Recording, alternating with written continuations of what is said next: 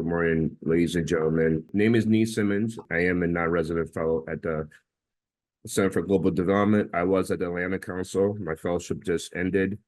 A lot of my work is around digital transformation, digital development, and economic development, and nexus between trade competitiveness and national security concerns.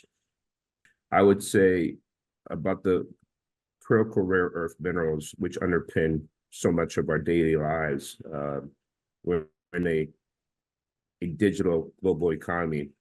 And without the African continent, we want to have AI, we want to have electric vehicle batteries, we want to have so many technologies and innovations that we take for granted because Africa holds a third of critical rare earth minerals. So there the two terms people get misconstrued, or they're used synonymously. Even sometimes I use it interchangeably, and I shouldn't. But critical minerals are minerals that are used for our everyday lives. They're used in electric vehicle batteries. They're used in industrial military applications.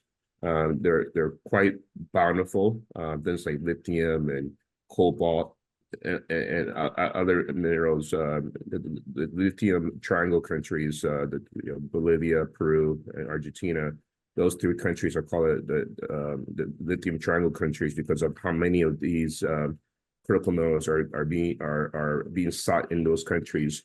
And unfortunately, there's been some challenges with environmental degradation.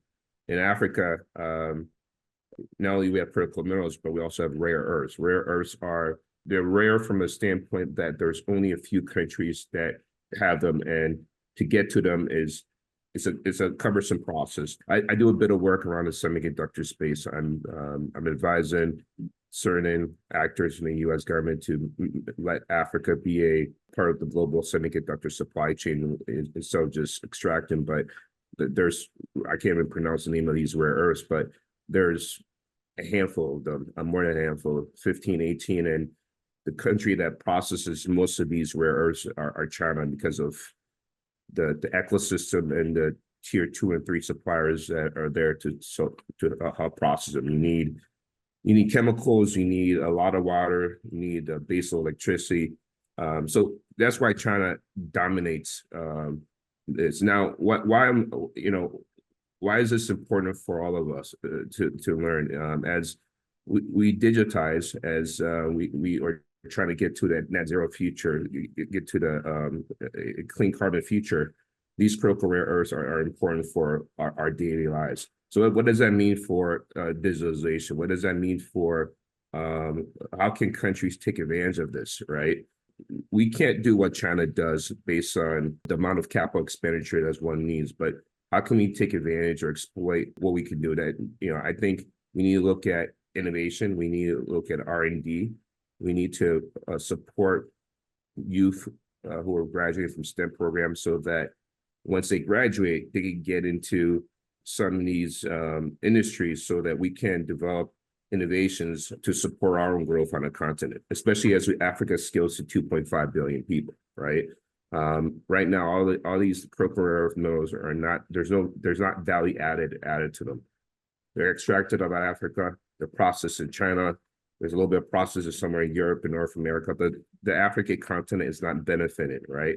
So as Africa digitizes, as we're using AI, people don't realize, the amount of even electricity that one needs to train or run a large language model. You still need electricity, you need base electricity, right?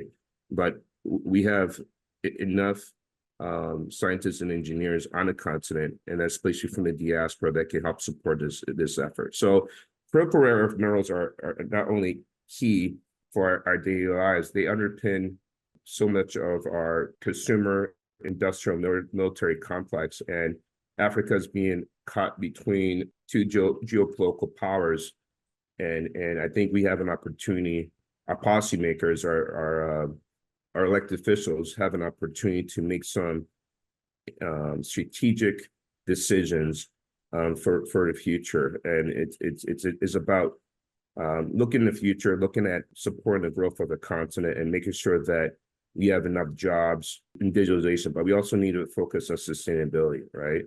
For all you guys that have an iPhone or a watch, you know, these devices have rare earth elements in there, right? There's somebody is, you know, breaking their back, or they're oftentimes their kids sometimes in Congo and other places, they're digging some for these elements in the earth, and we're the beneficiaries of that, right? We need to find ways that we can do it sustainability, more sustainable, and we're not harming the environment, but we're all I mean, most of us are technologists here, right? We as we digitize, we're going to need some of these minerals for our daily lives, and it's not just what we commonly touch and see, what have you. Also have medical. There's medical devices that are being used that have rare earth elements, fiber optic cables in the sea, satellite communication. All of these technologies require so many rare earth and critical minerals, right? To close us out, as the company gets to 2.5 billion, what are we doing? What are we holding our elected officials to bear to make sure that they are looking at the future? They are creating pathways for our graduates that are graduate from STEM programs, science, technology, engineering, math, to support the growth of the continent. If you look at our similar regions around the world, I think we can use India as an example. The Indian government has laid out a plan to utilize their ingrown talent to support India in terms of creating indigenous Indian companies to support the growth of our continent. We need to do the same thing. You know, we should have a Africa first approach where we're not allowing critical rare earth minerals to be exported without some kind of value addition. And I close that out. Thank you for your time. Thank you.